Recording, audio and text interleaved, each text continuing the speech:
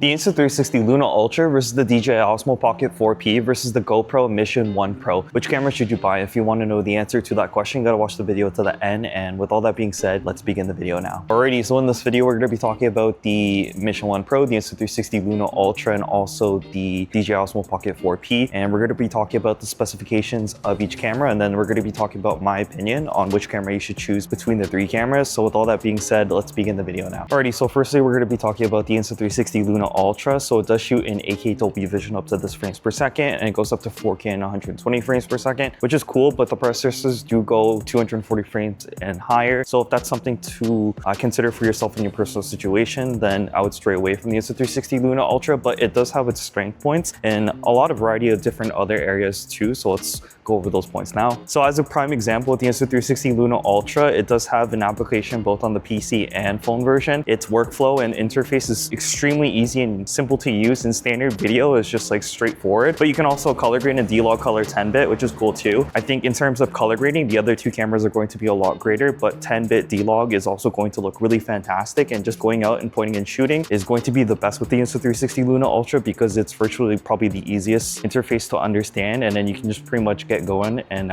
you know, just shoot whatever content you want to shoot, whether it's for content creation or just memorabilia. I do want to note too, we are shooting on the Insta360 Ace Pro too, so that should in itself be a huge telling tale for sure. Bonus points to note too as well with the Insta360 Luna Ultra is that it does have a removable control panel, so you can control the gimbal system, the 3-axis gimbal system, sort of wirelessly with the control panel, and you can also use the top end as a microphone too as well. It does have cross compatibility with the Insta360 Mic Pro, so you don't need a receiver to be able to connect audio connection via that, and it's an overall great camera, and there's a lot of use cases that you can use it for, and also possessing incredible quality. If you see videos online, it just looks honestly absolutely fantastic. Now there are methods of not having to color grade, so it does triumph with the Leica collaboration that it has with the Insta360 Luna Ultra. So it does have a variety of Leica filters that you can use that is basically color grading S without actually having to color grade. You can turn on a variety of these Leica filters and then have your video footage in standard video look absolutely fantastic without having to toggle with twice the amount of workflow of color grading. So again, it is the absolute simplest, best user interface, best application, and most easiest camera to understand, and also providing you with really nice quality, and you could just simply point and shoot and then go on your day. This is where the Insta360 Luna Ultra triumphs. And again, if you want to know more information about the camera, I have tons of videos about it on my channel too. You can check those out, but fundamentally speaking, these are the main pivotal points with the Insta360 Luna Ultra. Alrighty, so let's talk about the DJI Osmo Pocket 4P. So now we're moving on to straight quality and slightly harder user interface. While it is relatively simple, I would say Insta360 is a lot more simpler in terms of the application, the user interface. There's more of a barrier to entry with DJI, but it's still not too bad. We'll get to GoPro in a second, I'll talk about that. But overall, if you want the highest quality, you're definitely going to get the DJI Osmo Pocket 4P. Much like the Insta360 Luna Ultra I didn't mention, there are two different lenses. You can go up to what you see on the screen for lossless zoom for both Insta360 and DJI. I also want to mention too as well, you do have 14 stops of dynamic range with the Insta360 Luna Ultra, but you don't have that with the DJI Osmo Pocket 4P, while instead you have 17 stops of dynamic range, which is completely game-changing. And you also have D-Log 2, which is going to make the camera like pretty much the GOAT of quality. You have background blur, mirrorless camera S, really light camera, but with D-Log color 2, it's going to be incredibly high quality and the highest pivotal quality that you can get out of an action camera in 2026 as we speak right now. So to touch on D-Log color 2 as well, you can color grade all of your footage via the DJI Mimo app. Unfortunately, there's no PC app, which is kind of a falter, and I wish DJI, if you're watching this video, you would have a PC app and a phone app, much like Insta360. That'd be fantastic. And then that way I could color grade both versions. I know you can go on the official DJI website and then grab a LUT, but you do have to toggle the LUT from the official website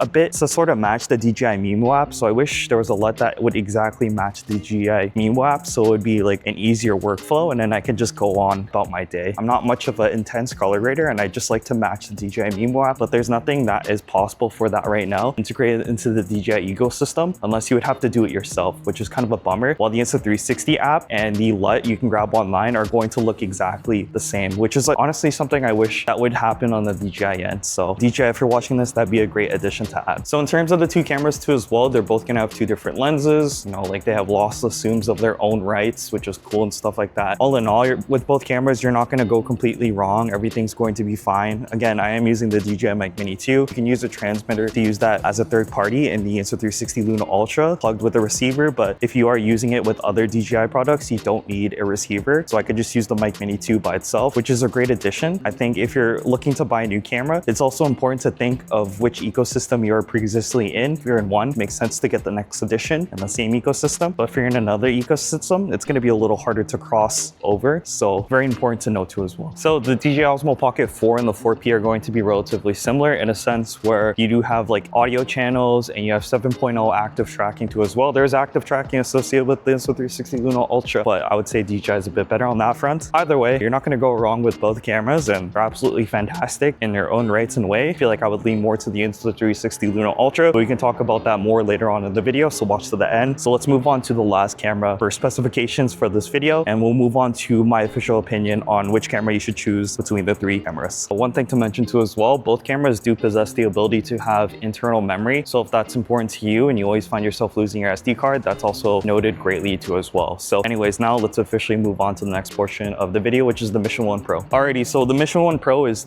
probably the craziest camera out of the three. Yes, you don't have that mirrorless look with the DSLR look, but if you've been looking at footage online, all the GoPro Mission 1 Pro footages and videos have been absolutely incredible in terms of overall quality. At the end of the day, it still possesses the action camera ability, so it's still waterproof, durable, and the other two cameras would be extremely fragile because it is a gimbal system. So that's always something to think about for sure. If you're kind of a klutz, then I don't know if those cameras are necessarily for you. If you still want really high quality in I think it's log 3 or log 2 associated with the GoPro Mission 1 Pro series, then I think you pretty much have your answer right there in front. And GoPro's been in the scene of action cameras, is the OG after all for the longest amount of time, so I'm sure they figured things out, and it's about time that they finally upgraded to a camera that is in the races with the other companies like DJI and Insta360. That is definitely for sure. So I think the biggest banger of it all is the actual frames per second capabilities. It's like in an absolute parabolical amount when you go to 1080p, but even if you're at like 4K, and it does support 8K too as well, the frames per second is significantly better than what you would get out of the Insta360 Luna Ultra. I do say that the quality is going to be incredibly nice, but much like the footage that we're on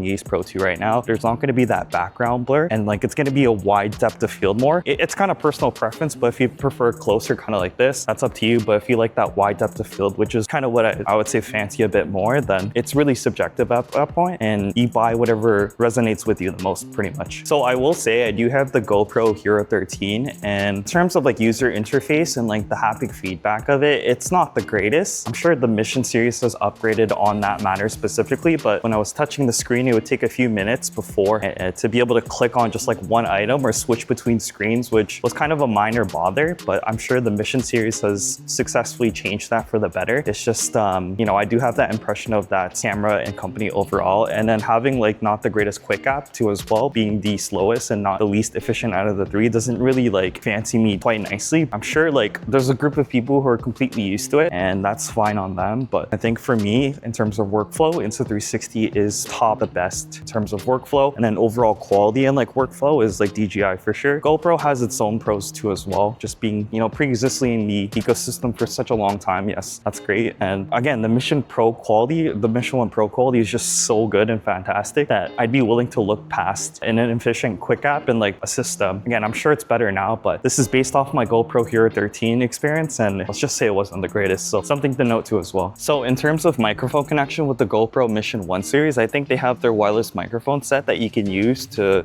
connect to your GoPro Mission series without a transmitter or receiver of any kind like DJI and Insta360 with their inner products in the same ecosystem. It's taking quite a bit of time for that to be prevalent, because before it was just the GoPro mod and then with the GoPro Hero 13, but now things have changed thankfully, so they are catching up to everyone else in terms of DJI Insta360, and I suppose Extra 2 does have connection with DJI microphones, so that's also something to note too as well. The Mission 1 Pro possessing really high quality is also getting more convenient and catching up too. But yeah, to touch on again, color grading with the GoPro series is like really fantastic though. It possesses what you see on the screen right now in log, so that's really good quality, and you're gonna expect quality that's very high associated with that color grading log capability, so something to keep in mind too. Alrighty, so that is basically a quick summary of all three cameras and their specifications. Again, if you want to know more information about those cameras, I do have separate videos on my YouTube channel that you can definitely check out with more information provided. But with all that being said, let's go ahead and move on to which camera I would choose choose between the three cameras. So if you want to know my opinion, again, you got to watch the video to the end and let's talk about it now. But first, if you're planning on traveling anytime this year, I'd recommend using Holify eSIM. So Holify eSIMs connect in over 200 destinations and the installation process is very simple. But first, you have to make sure your phone is eSIM compatible. So all you have to do is download the Holify eSIM app, choose your destination and how many days you want to use the unlimited data eSIM for, and use code Dominic for 5% off. You can also check out Holify's subscription plans. One's going to be an unlimited data plan and the other one's going to be a light plan for 25 gigabytes of data, and you can use code Dominic for 10% off on your next subscription plan. Holify also has Always On, which is 1 gigabyte of emergency data, so you never have to worry about running out of data on your next trip on these amounts of destinations. So with all that being said, let's go ahead and return back to the regular scheduled video. Alrighty, and so now the part that you've been waiting for. If I were to choose between the Insta360 Luna Ultra, the DJI Osmo Pocket 4P, and the GoPro Mission 1 Pro, which camera would I choose and why? So let's go ahead and talk about it. If I'm prioritizing pretty good quality, to the average Joe eye, you won't be able to distinguish the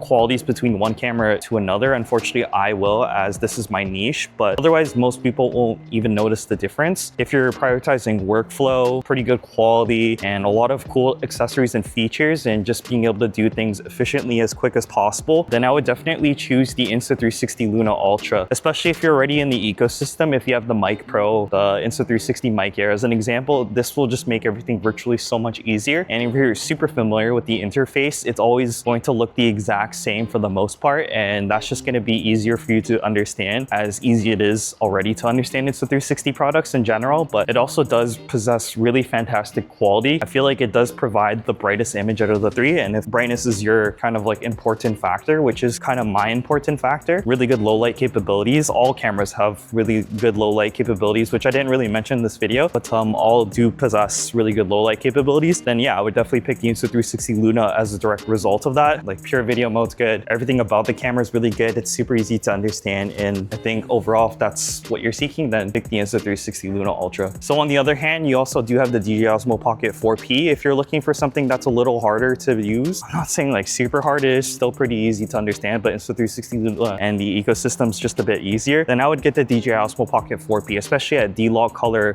2. And then there's also 17 stops of dynamic range. I do understand when you go into zoom lossless view, you don't have D-Log 2, but I think most people are going to shoot in 1x anyway, so I think that's completely okay. That in itself is completely game-changing, and with the mirrorless camera look and aesthetic, it's going to be pretty much the highest quality that you can possibly have and possess 100% for sure. If that's what you're seeking with an okay workflow system, that's possible. I myself do have a DJI camera and I don't have that much trouble. It just takes a little bit longer to complete everything in terms of workflow, but it is possible and it's not too bad. And if that's okay with you and you're already in the DJI ecosystem, then you might as well just get the DJI Osmo Pocket 4P. But I do understand, as a North American, it is not, as of right now, released here, but there are ways to get the DJI Osmo Pocket 4P, and over time it will probably come out here. So when that moment does arrive, then I would recommend getting the 4P for sure. Now with the GoPro Mission 1 series, you're kind of like an OG of the action camera community. You trust it, night and day through like the end of time. Then yeah, you would definitely get the GoPro Mission series. I'm telling you, the quality is a lot better now. It's a lot more durable. You don't have to worry about the fragile gimbal system, waterproof, microphone connectivity, log mode, and like a high quality too as well, whether it's 2 or 3. It's just an overall great camera. I do understand the quick app is not the greatest, but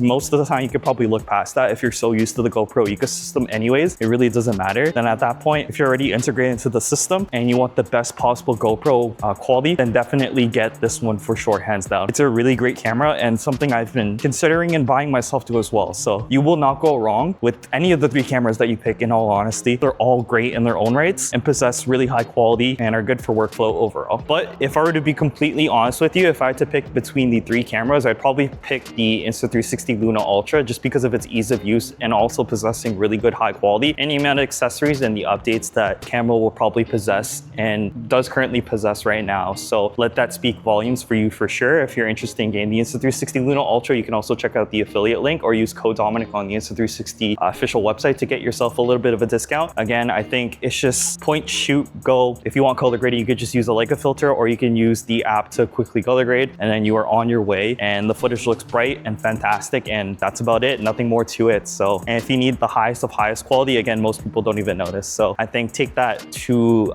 your point of view, but I think this is how I perceive the Insta360 Luna Ultra and why I would pick it the most. Alrighty, so that is pretty much it to the video. So thank you so much for watching. And with all that being said, leave a like, comment, and subscribe, and peace out.